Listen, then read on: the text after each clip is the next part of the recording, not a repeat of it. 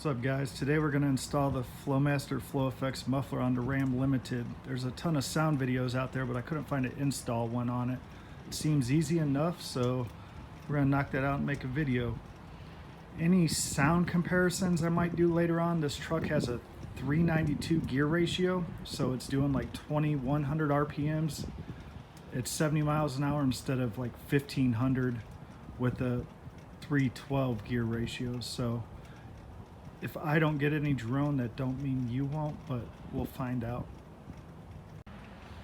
Here's a cold start with the stock muffler system, and the truck does have an AFE Momentum GT cold air intake that gave it a little different of a exhaust note.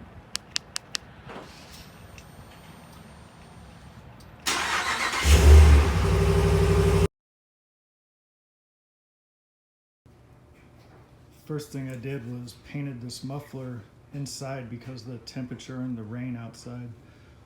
But I used this high heat Rust-Oleum, and the directions that came with the muffler said you're going to want to paint the welds if you don't want it to prematurely rust.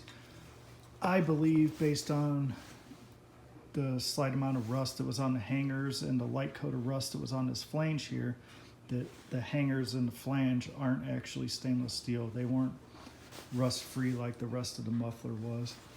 This shiny spot is where it's still drying, so now I'm going to head out and remove the muffler, and hopefully this is dry enough to handle when I get done. Alright, we're under the truck. I don't have it jacked up or anything. It's got an air suspension. I got an off-road 2 mode, so if you can just creep under your truck and fit, you can do what I'm doing without jacking it up. This is the first little issue I ran into. The instructions say make a mark 1.25 inches from the back of the muffler outlet. So this is the rear of the muffler where it goes out and splits for the back exhaust. You can measure 1.25 inches from here, which would be right where that bend is. Like you can see that little taper right here. Or you can measure 1.25 inches from here and put you quite a bit past that. If you measure from here, it puts you almost on it. And I don't know if they're talking about measuring from here or measuring from here. So I am going to not measure from either of them. I'm going to go in the middle and cut right behind this bend to where the pipe's flat. Alright, I made my mark, and this, for you guys, it is 1 3/8 inches from the actual muffler where the outlet starts, and it is 7/8 from the weld on the outlet. I'll let you know if I have to cut any extra off or if I screwed up and cut too much. Alright, you got the cut made. I'm going to use a Sawzall. You can rent these, I think, from Home Depot and stuff, but I own one. I'm going to use a 14 tooth per inch blade in my video. I probably would have used the 18, but it's all tore up.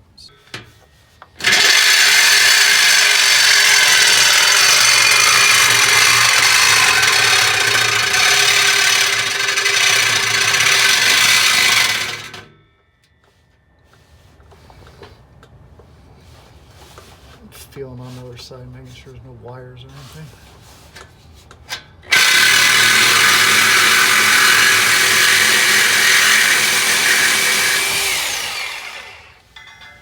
Alright.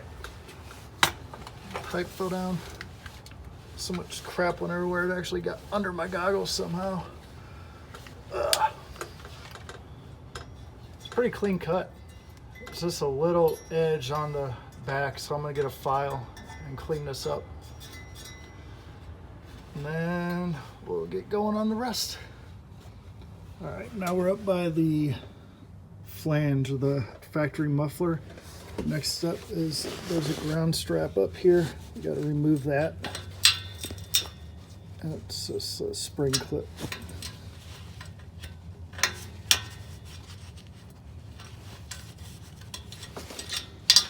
And that's off. Cool thing about doing videos like this is if I can do it and video it with one hand with limited knowledge, everybody out there can do it.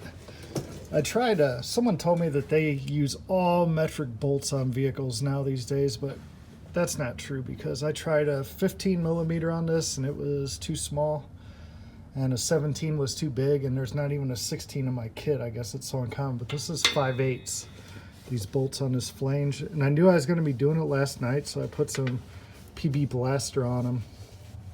These are ratcheting wrenches. Hopefully this thing comes off easy. Yeah, it already broke loose, so I'm gonna finish taking these out. No need boring you guys with that. All right, as I was taking these out, I noticed that they both came out real easy too. This truck has 30,000 miles on it already, like mostly highway miles. It's a 2020 and I drive a lot, but they came out really easy. The instructions said to put jack stands under things to support them, and I didn't really think about it because this has, you know, rubber hangers, and you can, you know, when you take them off, you're going to take the muffler off, so why support it? But this has no support way down that pipe, and I noticed that as I was taking the bolts out. So I want to put a jack stand under this pipe so it don't all fall down and put all the pressure on the headers. When that fell down, when I cut it, my exhaust tips are now up against the bottom of my bumper, so you may want to support that so that when you cut it, it doesn't fall down and put your exhaust tips against the back of your bumper. Moving these rubber hangers can be a pain in the butt. I actually ordered a tool that's specially made for them for like 15 bucks because I remember what a pain they were when I put the cat back on my Jeep. The way I did my Jeep, I used a big C-clamp, and I put the part you screw in to where it would push the thing through the rubber while the other end was held against the rubber. And it worked really well on that one. It didn't work so good on this. The rubber is too big and squishy, so I used a pry bar, and this one's out pretty much. Once you get it past that edge inside, it comes off pretty easily. So I'm gonna try to get them all started like that before I fully remove it. And yeah, who wants to wait for UPS to come to put a new muffler on, right? You can't see it. Here is the pry bar position that worked for the other side. Up against the side of the exhaust, you can see it where it's cut right there, just barely pulling against that, and it's forced off now. I mean, you gotta pull hard. It's not an easy thing to do. And this front one worked best prying right up on the side against the flange, so you're coming up behind it. That worked best for freeing that one. Also, that jack stand still has a little bitty gap between it and the pipe. It didn't drop at all like I thought it would. So I don't even know if you really need that. Oh, and you got to reuse this gasket, so be careful you don't screw that up when you're taking the muffler out. So the front one came off the frame even though I had it started off the muffler. So I'll just finish pulling that off when I get it out, and I'm going to finish pulling the back ones off now. But I moved that jack stand up under the front of the muffler to hold it up while I mess with the back one, since that didn't need it obviously. Alright, I'm not sure how well this is going to turn out in video, but this is the entrance of the stock muffler.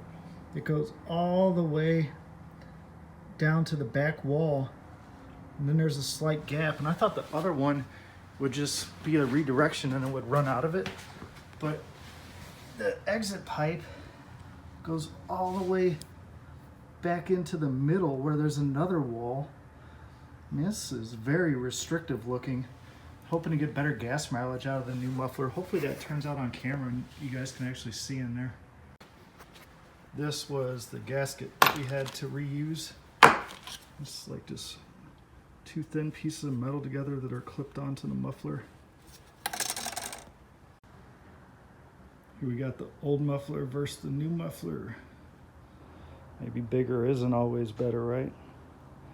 And it'll come silver. I painted this with the 2000 degree Rust-Oleum exhaust paint. Better by the sun decided to come out, kind of. It's time to hear what she sounds like, the moment we've all been waiting for.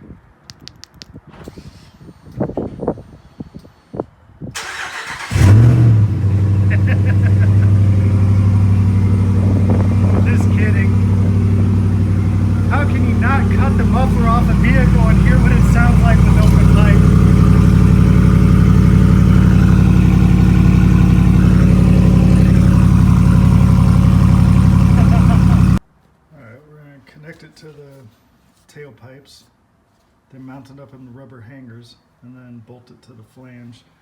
This bolt for the flange, 9/16 fits perfect. The nut for it, 14 millimeters, and the nut on this, 16 millimeters, which I only have a socket for. The wrench set doesn't come with 16 millimeters for some reason. Alright, if you pre-painted your muffler like I did, you may want to lay it on the flat out box. That way you can slide it under the truck without scratching all the paint off of it. So I got all the tools I need ready, and my clamp pre-positioned, my gasket stuck back on the new muffler, and following directions, I'm going to put that end on the tailpipes, tighten the clamp up just tight enough to allow for adjustment, put the hangers back in the rubber things, and then bolt up the front, and then finish tightening the clamp. I'm not going to video all that, but if anything goes out of that order or I have trouble with anything, I'll video that and let you guys hear about it. So this is the position I plan to work in. I know I said I wasn't going to video it, but I seen something so cool. I got under here, I slid the muffler under here with me. I got my feet sticking out the passenger side of the truck in front of the back tire.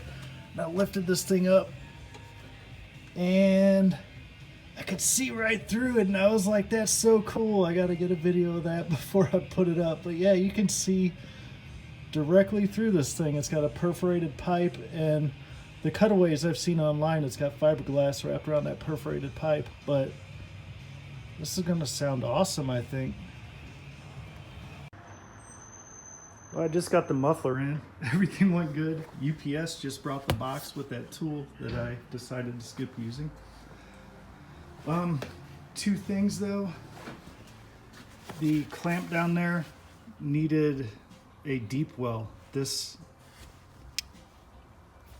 ended up not being deep enough for how long the bolt ends up being. So a 16 millimeter deep well socket or a wrench. And everything ended up looking good. The ground clamp needs to be squeezed down with pliers. But I went out and looked at my tailpipes and seen if they were centered right and stuff before I tightened the clamp down. And they look good to me, so yeah, it's all in. I'm gonna finish sanding down. I'm gonna sand the paint off of that thing and tighten the ground strap down with pliers. All right, it's all in. I sanded some of the paint I put on this mounting thing so that it makes a good ground again.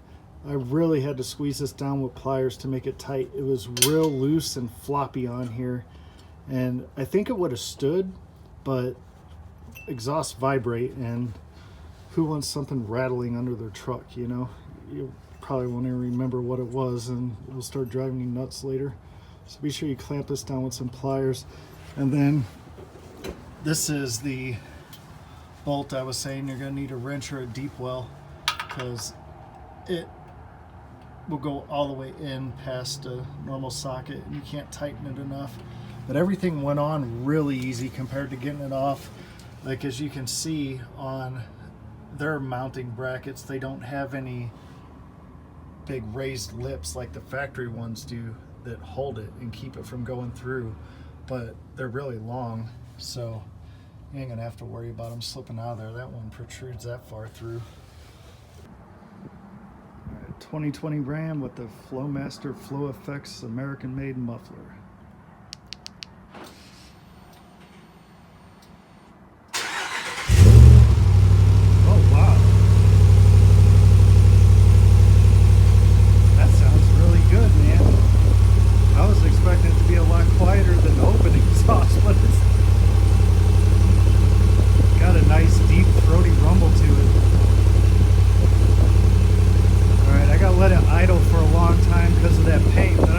Take it for a drive. Slowly getting up to 55.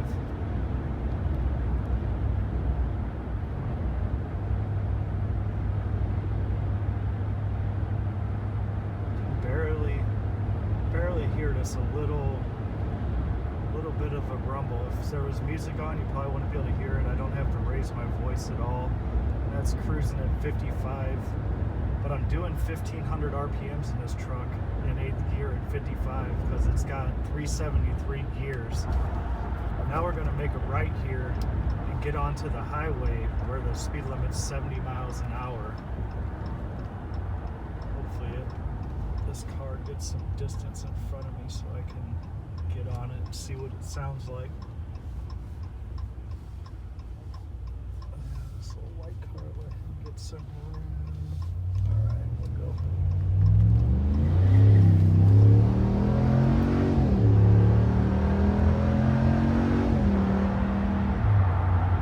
Alright, we're almost to 70. I'm catching up there, buddy. See if we can get up to cruising speed and see if there's any drone. Now we're at 70, right, 2,000 RPMs. I can't hear it at all. There's no drone at 70 miles an hour with AFE cold air intake, and I think there are 392 gears in this truck. Yeah, you wouldn't be able to hear it. Yeah, you can't hear it. 70 miles an hour, it's dead quiet.